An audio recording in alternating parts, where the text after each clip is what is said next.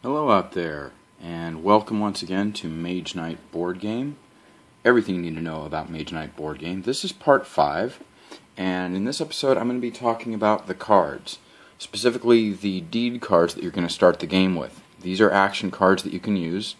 They're basic action cards, and later in the game you'll see advanced action cards.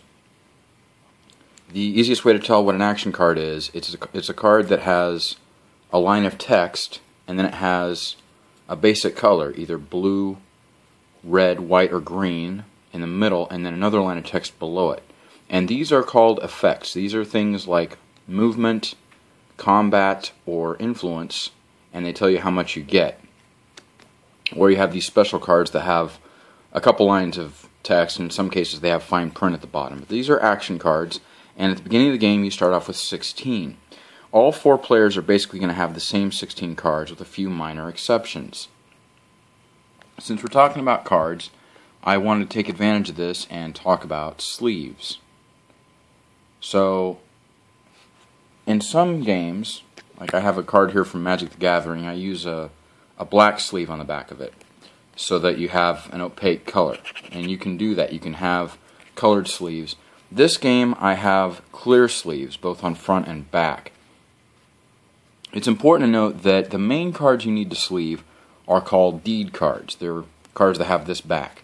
You're going to have 168 total deed cards with this game. And as I say, they're going to have this back on them. There's going to be 64 cards that are basic action cards.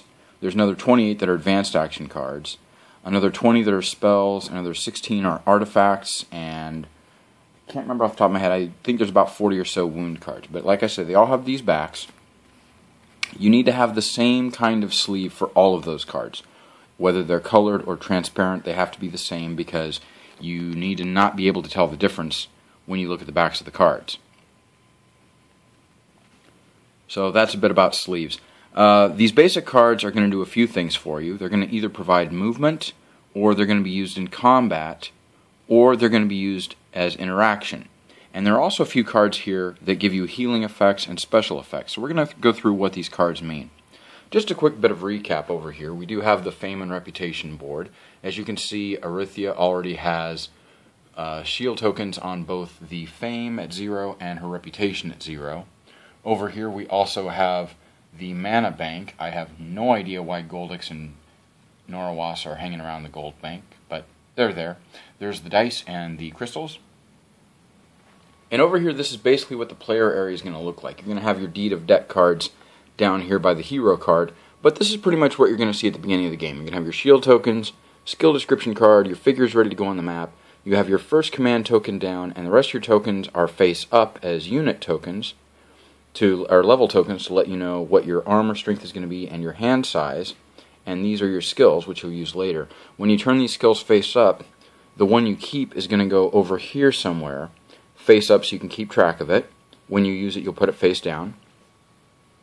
This area of the board is going to be the common skills offer. This is a common play area, and in this offer you'll put the skills that you discard, and this is where other players' skills are going to go as well.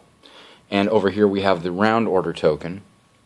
This round order token is important because it lets you know what order you're going to play in. So let's go ahead and look at these basic action cards. First of all, a rule about movement. As I indicated before, if you're trying to move onto one of these types of terrain, you're going to follow the rules of movement. You'll have plains, which require you to generate 2 movement. You'll have hills, and during the daytime you'll have forests, which require 3 movement. You'll have wastelands, which require 4 movement, and moving into a desert during the daytime, or a swamp, requires 5 movement. At night, it's about the same, with only 2 exceptions.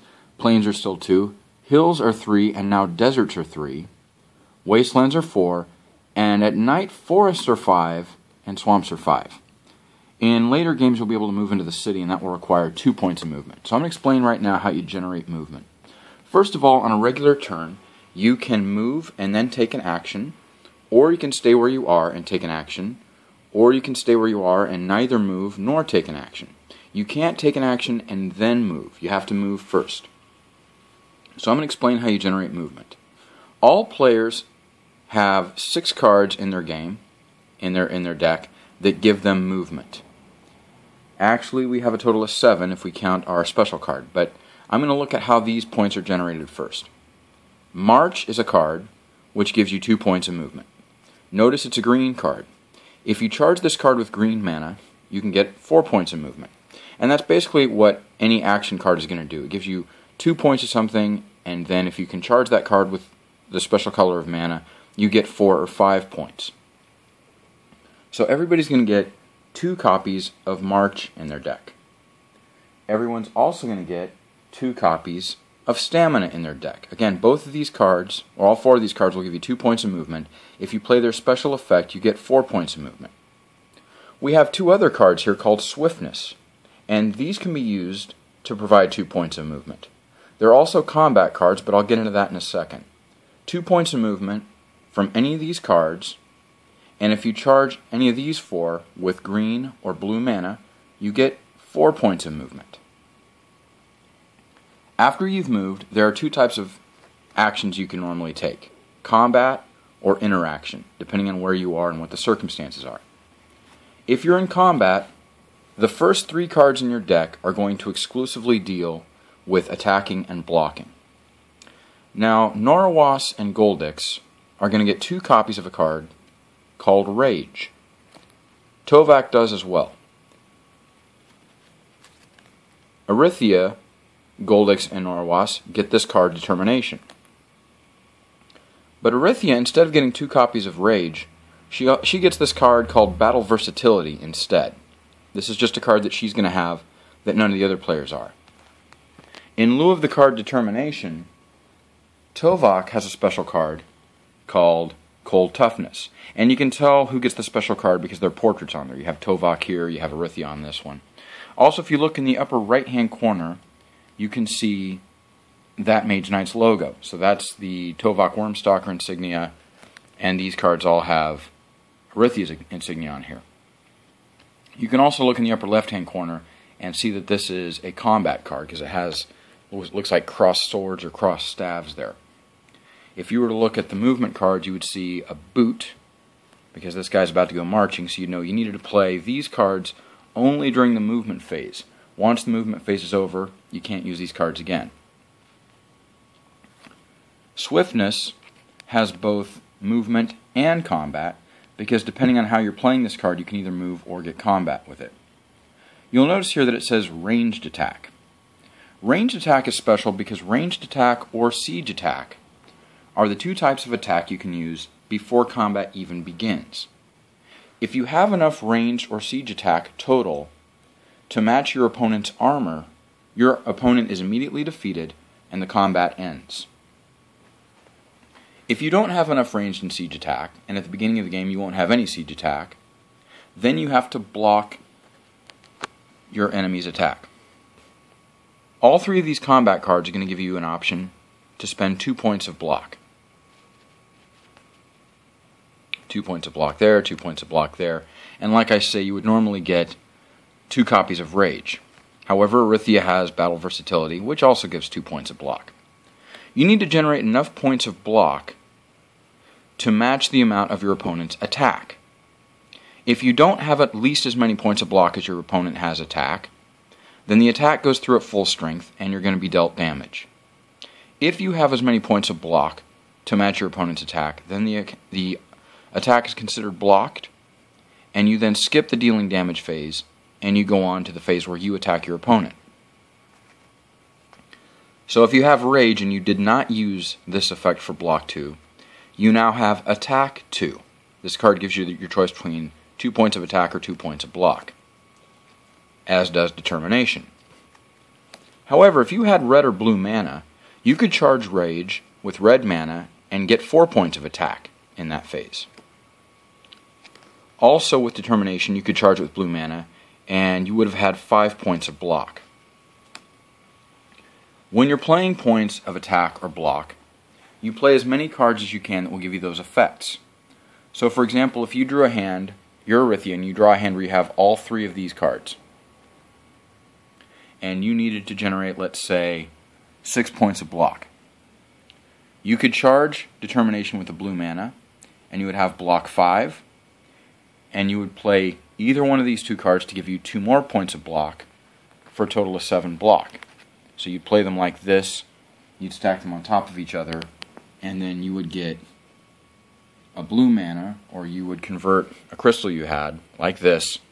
You now have block 5 plus block 2 is block 7, which would give you 7 points of block. You could also do that with this card and have a total of 7 points of block. Or, and this is an interesting feature, if this is the only card you have in your hand which gives you block, and you have block 5 right here, you can take any other card, you can play it sideways. And by playing it sideways, you'll either get move 1, attack 1, influence 1, or block 1. So by doing this, I have block 5, I play this card sideways, any card will work as long as it's not a wound, and I get block 1 for a total of block 6. Also note that in our example, if you play block 7 and you only need 6 points of block, you would have enough block, but that other point of block would be wasted. So you don't get credit for having more block than you need. As I said before, there's 2 copies of this red card, Rage, except for Arithia, who as you can see has Rage and Battle Versatility. This card gives her 2 points of attack, 2 points of block, just like Rage. It also gives her 1 point of ranged attack. So if she was fighting an enemy that had an armor of 4, and she had Swiftness and Battle Versatility, she could charge Swiftness with white mana, and now she can spend ranged attack 3. Play Battle Versatility with it for ranged attack 1, she now has ranged attack 4. If that enemy had an armor of 4, she could shoot it with her arrows at the very beginning, and this ranged attack 4 would be enough to kill the enemy before she actually enters combat, and before she has to block the enemy's attack. We also note that if you charge this card with red mana, she gets 4 points of attack, or 4 points of block, and then these other types of attack, fire attack and fire block, are basically considered to be better versions of attack or block, and we'll go into details about what they are. This basically means that she's throwing fireballs, or she's got a fire shield, and this fire attack is good if her enemy is resistant to a physical attack. This fire block is good if her enemy is attacking her with an ice attack. If they're shooting ice arrows and she has a fire shield, she can block. It also gives her 3 points of range attack, or 2 points of siege attack. Tovok is going to have a card which replaces Determination. As I said before, at its basic effect, this will also give you 2 points of either attack or block, like any other combat card would. If you charge it with blue mana, it gives you 5 points of block. But he has a card called Cold Toughness, which, and the printing may be a little bit different depending on what edition you have. In the edition of the game that I have, it gives 2 points of attack or 3 points of ice block. 3 points of ice block is good because it's 3 points of block, or it works if you're blocking a fire attack. For now, just worry about the fact that it gives you 3 points of block. If you charge it with blue mana, it gives you 5 points of ice block, and in this fine print, it says depending on how strong the enemy is, you may get a lot more points of block. This is a really, really good card to have for blocking, and it's why Tovok really should get blue mana as much as possible, and also why Arithia should be getting red mana as much as she can. We've explained what movement is. You look at the terrain you're trying to move into, and you can stack these. So you could play 2 copies of Swiftness like that for move 4. You could play March, and you could charge that with green mana, and you would get a total of move 8. Move 4, move 6, move 8. That's a basic idea of how movement effects are generated and how attack and block effects are generated. In the next video, I'm going to explain how influence works and explain the special and healing cards. But I hope that's a little bit of insight into how a regular turn is going to work. You're going to play the cards out of your hand. You're going to do your movement first using these movement effects, and then you're going to interact. And as I explained before, if you're in combat, you'll use these cards for attacking and blocking. A lot more to cover in the next video. We're still talking about these cards, but I don't want the video to be too long, so I'm going to stop right here. Join me again for Mage Knight Board Game Part 6. I hope this has been helpful to you. Until next time, GLHF. Good luck, have fun.